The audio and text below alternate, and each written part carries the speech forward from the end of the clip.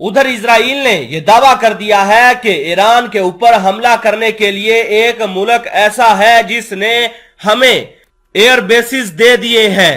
جی ہاں دوستو، آج دا ٹائم آف اسرائیل پر یہ دعویٰ کر دیا گیا ہے اور اسرائیل نے رپورٹ جاری کر دی ہے کہ ایران کے ایک ہمسایہ ایسا ہے جس نے ہمیں اپنے ایئر بیسز دے دیے ہیں، جس کی مدد سے ہم ایران کے نیوکلیر ہتھیاروں کے اوپر نظر بنا سکتے ہیں اور ہم ایران کے اوپر حملہ بھی کر سکتے ہیں۔ اس ملک کا نام جاننے سے پہلے اگر آپ میرے چینل پر نئے ہیں تو کائنڈلی میرے چینل کو سبسکرائب کر لیں اور بیل آئیکن کو لازمی دبائیں۔ وہ ملک ہے آذربائیجان۔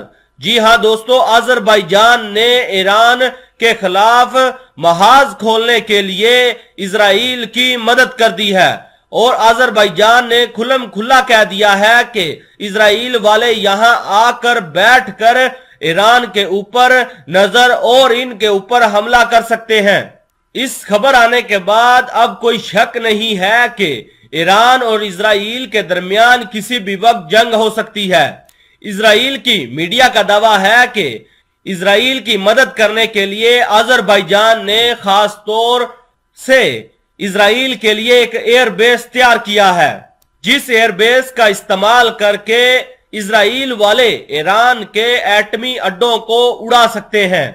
اسرائیل اور ایران کی دشمنی دنیا کا بچہ بچہ جانتا ہے اور یہ بھی حقیقت ہے کہ ایران کی اپنے پڑوسی آذربائیجان سے بھی نہیں بنتی ہے۔ وہیں اسرائیل اور آذربائیجان کے رشتے کافی اچھے ہیں۔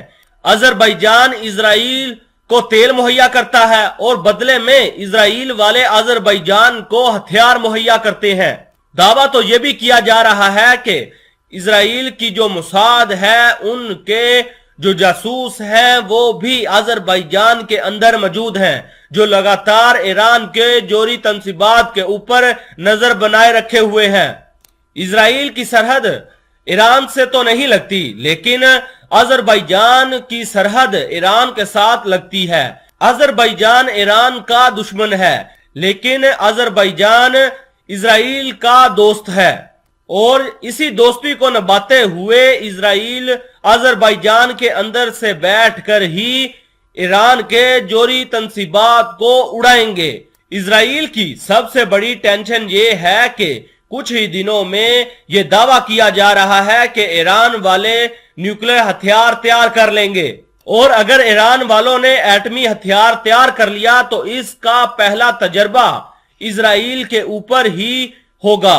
یہی وجہ ہے کہ اسرائیل نے یہ بالکل صاف کر دیا ہے کہ وہ ایران کو روکنے کے لیے کسی بھی حد تک جا سکتا ہے۔ اتنا ہی نہیں، 2 ہفتے پہلے اسرائیل کے وزیر اعظم نیتن یاہو نے یہ بیان جاری کر کے سب کے ہوش اڑا دیے تھے کہ ایران جیسے ممالک کی عقل تب ٹکانے آتی ہے جب ان کے اوپر میزائلوں کی بارش کی جائے، یا پھر ان کو حملوں کا ڈر دکھایا جائے، یا ان کے اوپر حملہ کر دیا جائے۔ اسرائیل کا ماننا ہے کہ ایران کو روکنے کے لیے صرف ایک ہی حل ہے کہ اس کے اوپر جنگ مسلط کر دی جائے۔